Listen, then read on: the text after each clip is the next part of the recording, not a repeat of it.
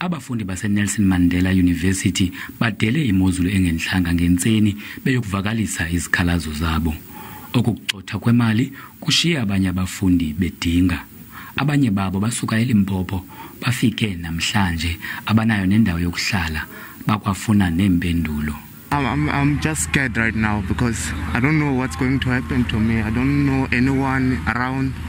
I don't know who's going to help me actually. Abanye babo bafuna ukufunda eFort abathumelanga zonke inkcukacha ezifunekayo. Abafundi abatsha baye bangakwazi ukubhalisa lanto kuthiwa ukuapply. Bayafaka details zabo but bangakwazi ufaka inkcukacha ezithe i-documents zabo, i-supporting documents zabo.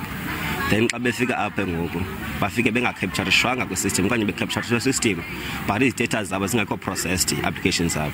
And xa ungabhatalanga uthathwa ngoba ngumuntu ongapplyanga. Yes, you can be captured in the system but it may not be considered. Ngeke ukwazi ukujongwa for ujongela course.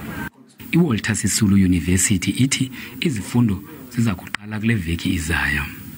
University ke yenye ye-universities ezazigqwesa phambili ngokukhupha i-laptops xa sasifumana i-COVID lockdown. So one of izinto esinyanzelekileyo ke si-university bana siyenze ukuqinisekisa into bana umfundi ngamnye unayo i-laptop ukuze akwazi ukwenza izifundo zakhe noba ke akakho usekhaya. eWalter Sisulu University ithi inyanzeleka ukuba ingabathathi abanye abafundi abaselungelweni ngenxa yokungabi nandawo yoneleyo.